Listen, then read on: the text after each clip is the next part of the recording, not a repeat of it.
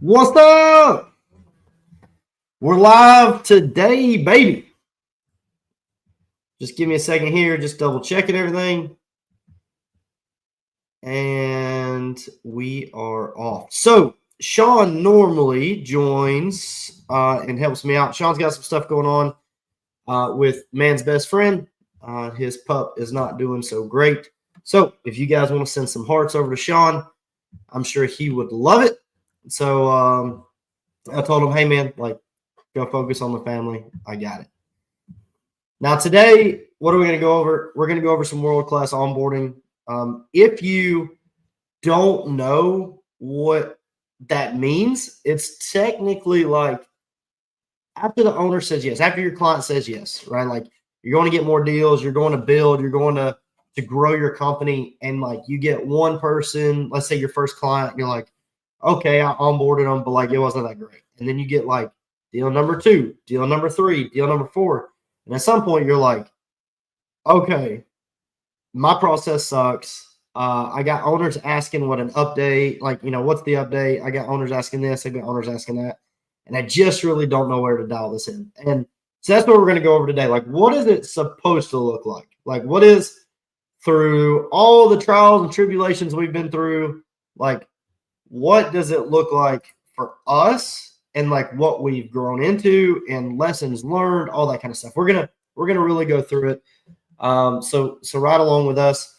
I'm gonna just occasionally tag everyone in this, saying that we're live.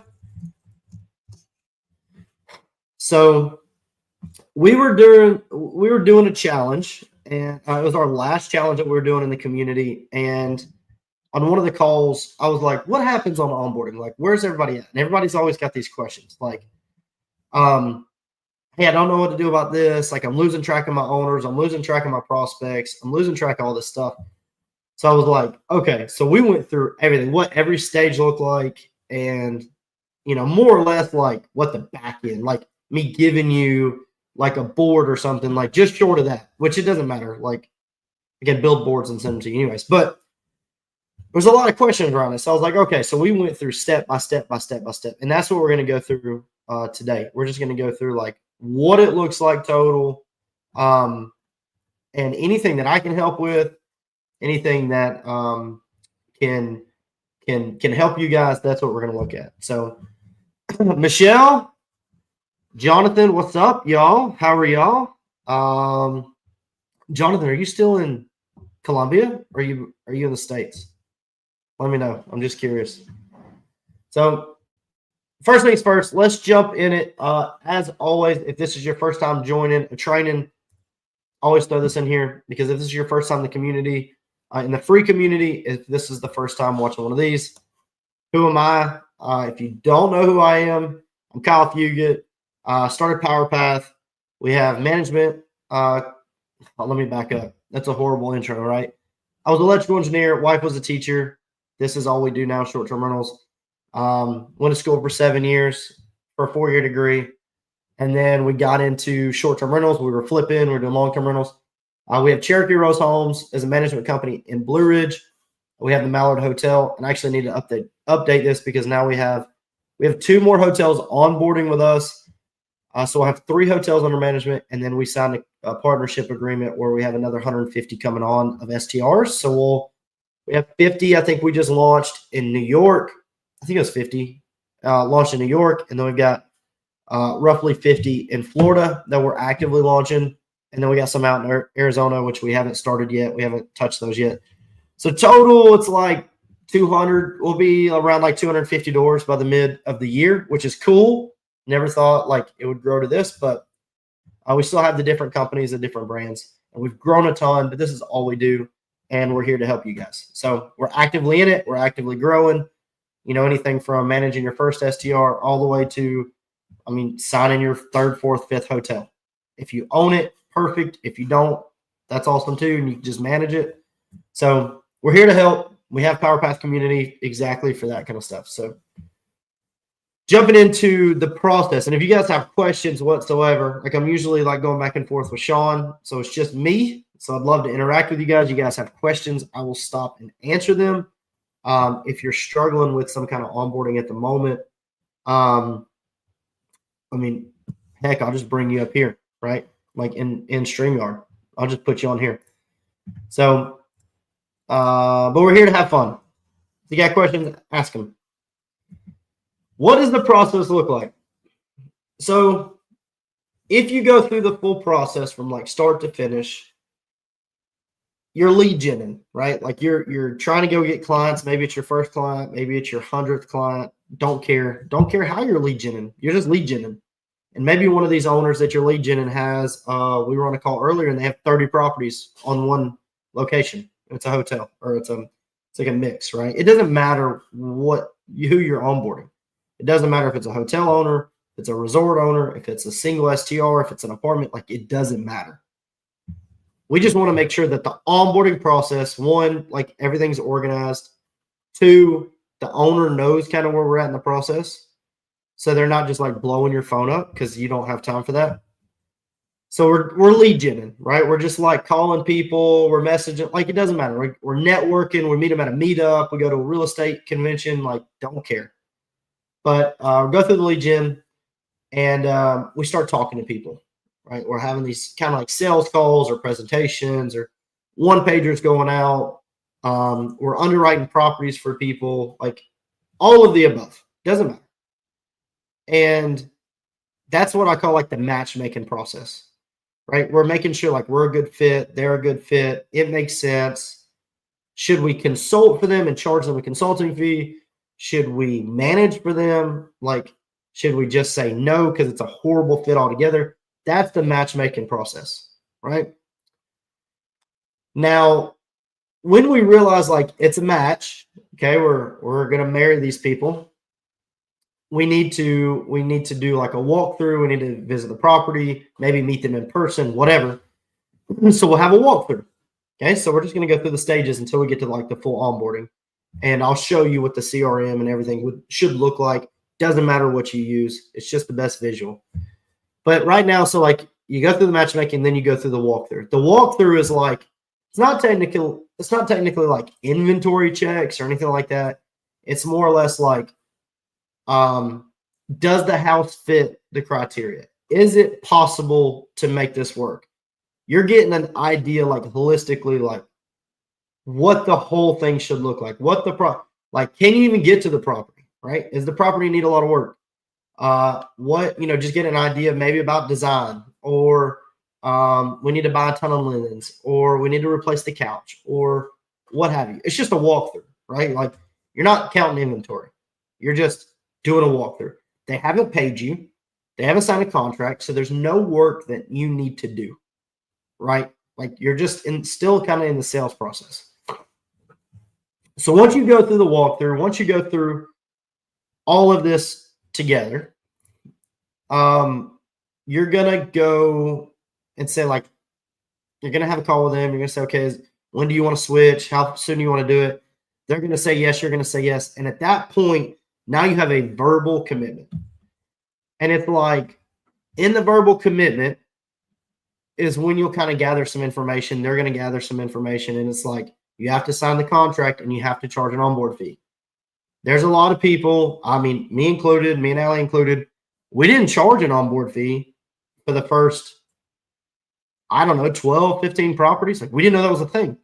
So I'm here to tell you to make sure you charge an onboard fee. And it may be $1,000, maybe $2,500, maybe $10K, depending on what the property is. But when you say yes at the walkthrough or that stage, you sign a contract. As soon as they sign your contract, make sure you send the contract through PDF, through DocuSign. Like, don't mail it to them. You can do it in person if you want. Like, you may combine the walkthrough and the contract in one, and that's okay. Like, if you meet them in person, you're like, hey, I got a contract in the car. Like, let's go ahead and fill it out. Cool. Like, that's not a problem. And y'all can like rebuttal the questions and all that stuff. But if you have the walkthrough and they're like, okay, send me the contract, you send the contract through DocuSign. And that way it's super easy for them. They just click into it. They click yes, they sign their initials, and they send it back. As soon as you get the contract back, boom, you need to send an onboard fee, $1,000 or whatever. You don't do any work. You don't do design. You don't start shopping for them. You don't go back to the property. You don't order the camera. You don't do anything until they pay the onboard fee. And there's a lot of people who will start working, and I've done it too. They'll start working before they get paid on the onboard fee. And the next thing you know, they're like, can you lower the onboard fee? Can we waive it? Can we do this? And you're like, whoa, like this is the final red flag. I don't want to work with these people anymore. And that's okay. Like, that's totally cool. But you want to make sure that you get paid first, and it shows commitment, shows fire behind them before before you fully start working. I don't like working for free. You don't like working for free. You don't need to be working for free. Okay. So get the onboard fee paid. And how do you charge an onboard fee? Stripe is probably the best way, I would say. I've done Venmo and all that other stuff. Like, Stripe is very professional. Like, if you look at this, what is this called? World-class onboarding, right? It's not Venmo. Venmo is not world-class. Cashier's check is not world-class. So mailing them or emailing them a contract for them to print out and send back is not world-class. It's not world-class. So on the contract, it's DocuSign. On the onboard fee, just charge them through Stripe. Once they sign or once they pay the onboard fee, it is on like Donkey Kong. Like, it is time to work. And that's what brings me to the full process once they say yes. Like, they said yes, contract, onboard fee, blast off. Any questions? You guys just stop me if you have questions. Or maybe you have a situation. You got a situation you want to talk about? I'll throw you up here and we'll chat. So once you start the onboarding process, again, I'm just listing them here. There's a couple of things in between here, but these are like overall, like overarching things. The next slide, we're going to go through like what the CRM should look like and how to keep track of your owners. Cleaning, so you got to schedule cleaners, got to meet cleaners, got to interview cleaners, got to hire cleaners, got to schedule the cleaning. So depending on like if they're coming out of renovation, if they're doing a full build out, depending on what you're doing there, it needs to be like you're either scheduling a deep clean or you're just hiring cleaners, whatever. So you have a full cleaning process. And if maybe it's as easy as like, hey, it's next door to my other one, I can just use the same cleaner, put them over there, have them walk over there, do a lot of stuff for you. That's awesome. But if not, it's okay. Like, just know that this is part of it. Like, you need to schedule a cleaning before you take your photos, right? So now, like, you found the cleaner, you interview the cleaner, they're scheduled to clean, right? Let's just say it's like turnkey ready to go for you. It just needs to have a deep clean so you can schedule photos and do like a reset. So you do all your staging and everything. Then you do your photos. So then you're going to find your photographer, maybe through a referral or whatever. Have your photos, then you're going to go listing creation, then you're going to go pricing setup, then you're going to go welcome guide. Okay. So just high level, that's like, these are the big things, right? You have inventory in there too. And that's something that you hopefully can get your cleaner to do while they're there. You don't have to go, like, if it's your first 5 properties, you're going to be, even almost up to 10, you're going to be doing the inventory checks. You're going to be doing the staging. You're going to be doing the photography meetings, right? Like, you're going to meet the photographer there if you can. Like, it's not always possible, but like your first 5 to 10, it's probably going to be you, right? You don't have the cash flow coming in to be like paying everybody for everything. It's just going to be you. So cleaning, photos, listing creation, pricing, welcome guide, and then it's pretty much done. Now, what does that look like strategically? What does that look like as it's organized? That's where people mess up. Everybody knows this. But how in the world do you keep track of everybody through your process? Let me show you how. I don't care if you use ClickUp, Monday, a whiteboard. Whiteboard's going to be probably the best, cheapest thing. Excel file, Google Doc, I don't care. Okay? I don't care. Having something is better than having nothing. Period. In a story.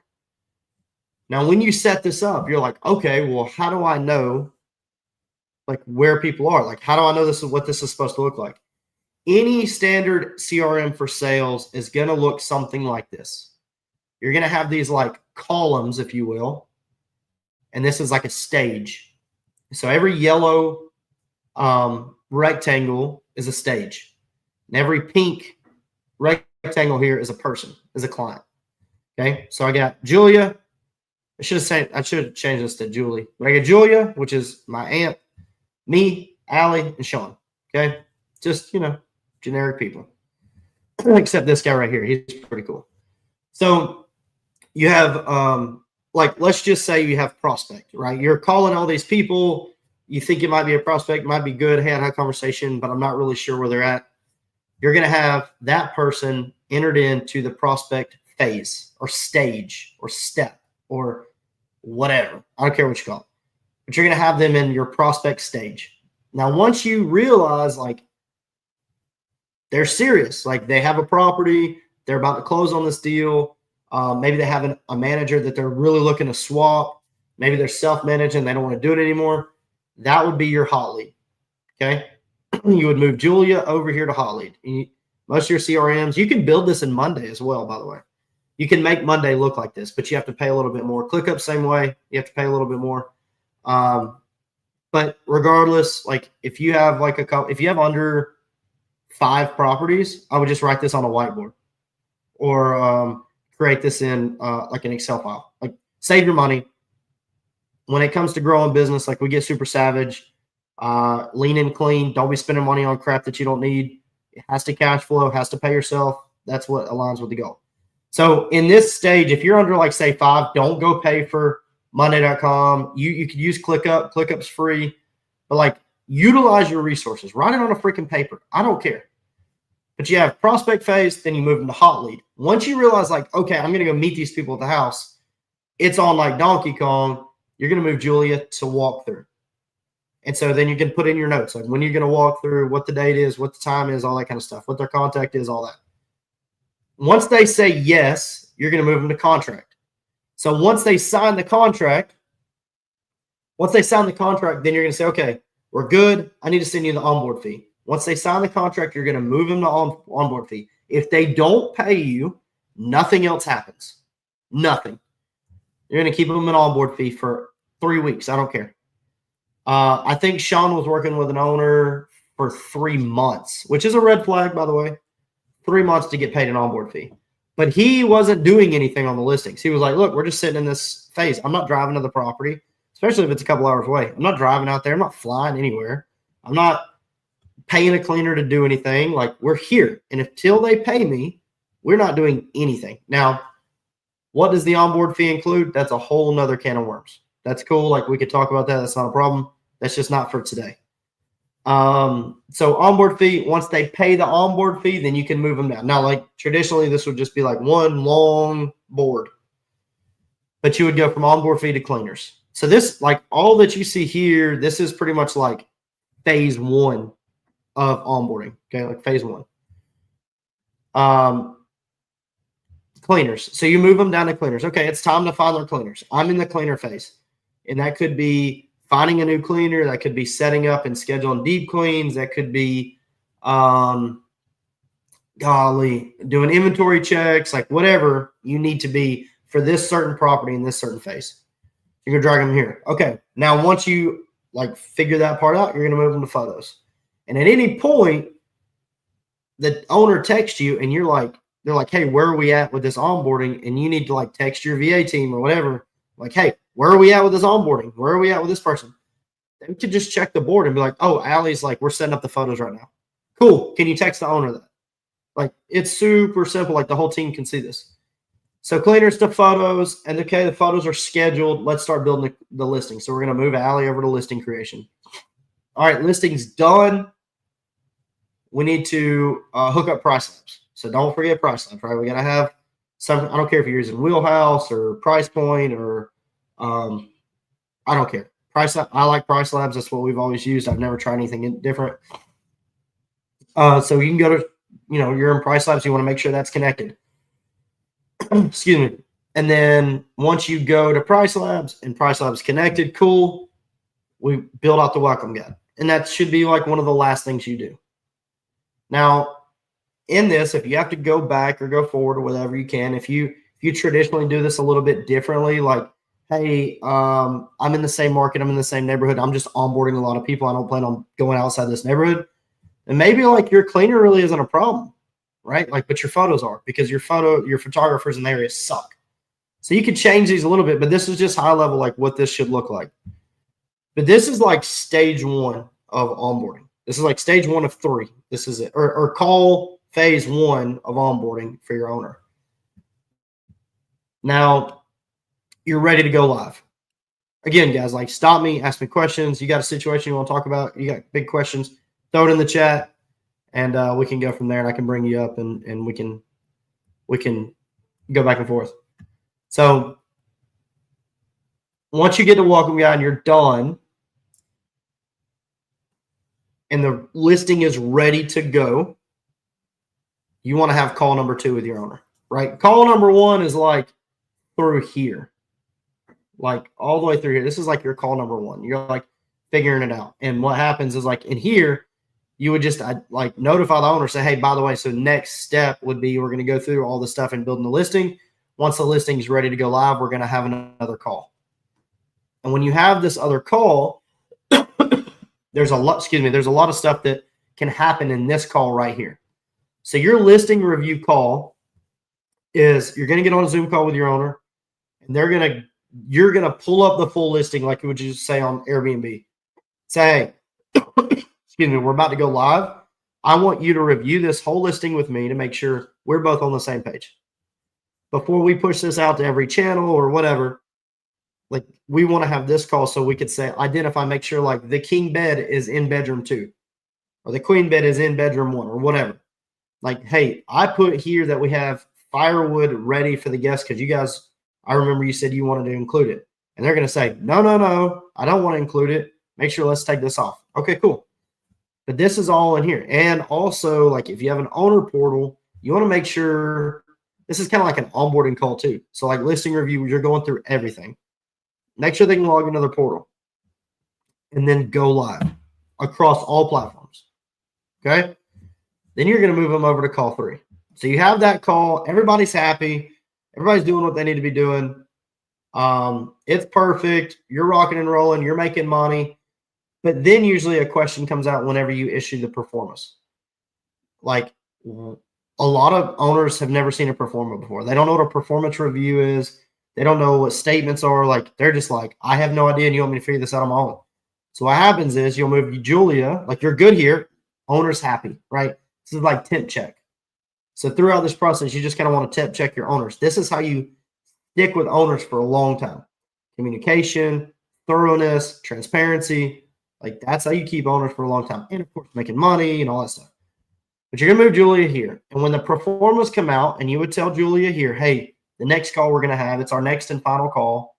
We're going to have this call when the performers come out because there's a lot of questions around performance. I just want to be clear and I want to be transparent.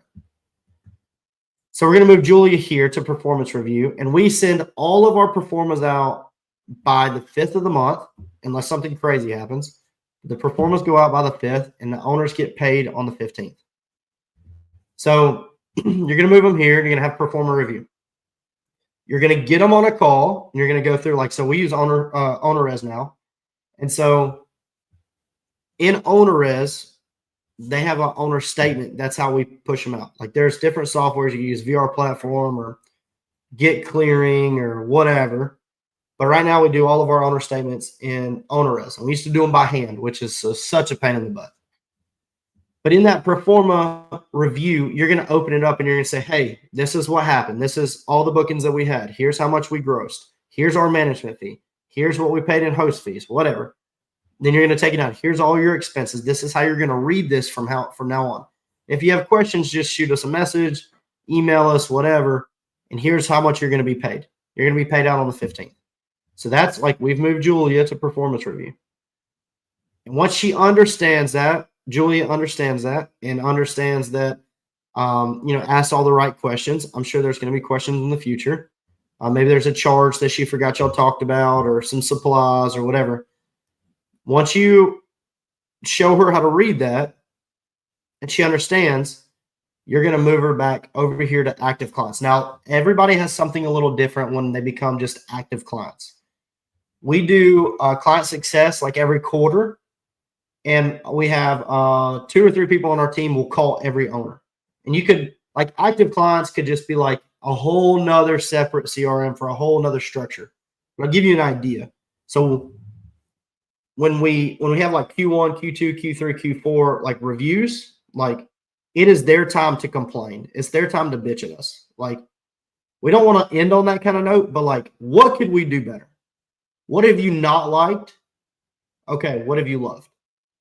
What can we do better? Is it communication? Is it, you want to see higher occupancy? Is it whatever? Hey, you want to go through a refresh and you want our opinion? Whatever. We don't argue. We don't rebuttal. We don't defense. It is just their time to tell us exactly how they feel. And this is some of the most important stuff can come out of these calls. So if you want to keep owners for a long time, listen. We've had everything from it's running perfect. I don't think of anything. And I'm like, there's got to be something. Like, come on, there's got to be something. And they're like, well, I think communication could probably be better. Okay, tell me more. Well, when I send an email, like, I would love to see a reply by the end of the day. Okay, because a lot of times we'll email back like maybe the next day, depending on the situation. If it's an emergency, that just costs. But we just track everything. We take notes and we just kind of review everything together because there could be a common theme that we're not aware of. They could say, hey, the owner portals suck. I hate them. I can't understand them. And we start getting that from every single person. Now, if that's normal and we get that from every person, then we need to identify what the part they don't understand is. Maybe it's a login problem, or maybe the numbers aren't matching up, or maybe they're expecting something different. But that's a good time to say, okay, do they have valid complaints? Everybody's have the same complaint. Let's figure out how to fix it. And that's when you start taking that back into the company and yourself, and you look inward and you say, okay, what do we need to fix? So this active clients right here, this is a whole nother ball game. But once you go from call 2 to call 3, then they're just out there. Now you could touch base with them like every month if you want for the first, say, 6 months. Hey, how are you? Just want to make sure you have any questions. We're doing well. For March, we have this amount of bookings coming in. April, we have this amount of bookings coming in. Here's some things that we're, the listing's struggling. Maybe you have a listing that's just super struggling. Hey, I know the listing seems like it might be struggling a little bit. Every month we're like analyzing if we need to add pets or if we need to upgrade the outdoor space or whatever, or maybe our nightly rate's too aggressive. I had one, because I'm going to be just fully transparent with everybody here. So we teach the veils off. We had a client that we literally only worked with for like 3 months. Super small cabin, great view. And we just launched too aggressively on the price. I thought the view was worth way more than like anything. I mean, it was just incredible. And it was like a little 2-bedroom, 1-bath cabin. And we launched it like $250 a night. It should have been like $150 a night. And I was just pushing it hard, and we couldn't allow pets or anything like that. So I just over believed in what this cabin could do, regardless of what the data said. And after a couple of months, he let us go. He said, look, I'm going to go back to this other company. I know they have proven results for like 6 years. They manage this place. I said, look, I don't blame you. And then I realized after we got off and a couple of months down the road, we picked up another cabin in the same market. I just realized that I was wrong. I was just wrong in my aggressiveness in the nightly rate. So he didn't really make much money with us for those 3 months. There's a bunch of different reasons that I believe, not just the aggressiveness, but I mean, I was pretty aggressive on the pricing, but it sounds like that where you just really need to like look in and say, okay, did I screw something up? Is it part of the process? Like, was he, like Matt saying, set expectations from the beginning? Pricing should have been an expectation that we set. Yes. So Matt said you will retain your owners much more than not doing all of these steps. Absolutely 100%. So this is really what it should look like. You have all the way through. Yes. Like you have contract, onboard fee, like all the way through. Yes. And then where's the actual listing at in the process? So it's in the cleaner phase. It's in the photos phase. It's in the listing creation phase. It's in the price labs phase. It's in the welcome guide phase. And then the listing is live. And once it's live, then you just put them in listing review. Again, I don't care if you use Monday.com. I don't care if you use ClickUp. I don't care if you use Excel. If you have a big old whiteboard, your chalkboard. I don't care. Just keep it organized. I don't care what you do. I don't care if you playing checkers or something on the floor. Just make sure it's organized, all of it. If not, what will happen is you will forget to launch a listing. You will forget to call the cleaner. You'll forget to hook up price labs. You'll forget to put your minimum booking days. You'll forget all these things because you're actively still trying to build your clientele. So if you're on like property 4, 5, 6, and you're in conversations with 6 or 7 other owners or onboarding a ton at a time, you're just going to lose track of it. So we were in our 90-day challenge, and Dale signed, I think it was like 12 properties, and one was like an 8-unit inn or something like that. And you got to think, like, that is a whole onboard thing in itself in 8 units. Like, that's a lot. That's a lift. That's an overhaul. That is a lift.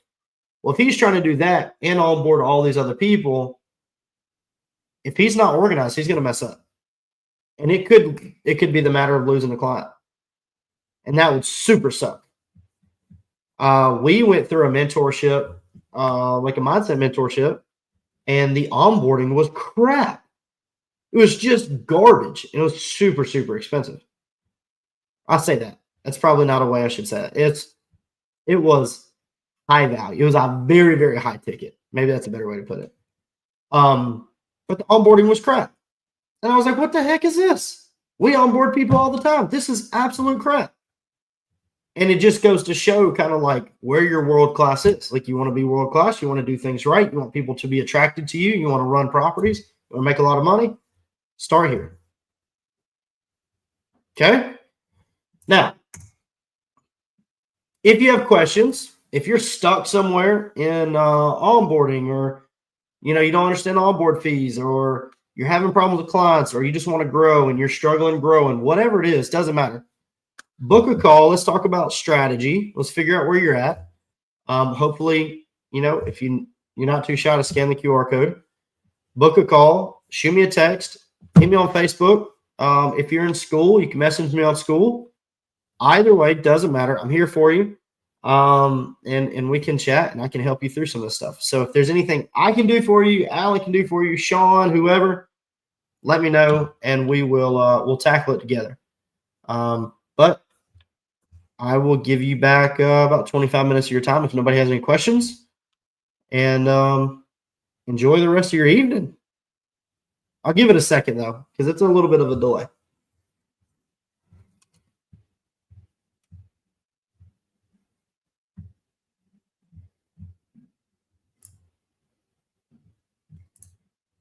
All right. So I will see y'all later. Have a great afternoon. If you're watching this, today is Allie's birthday. And make sure you send her love and text and tell her happy birthday. So with that, I leave you, and I will talk to y'all later.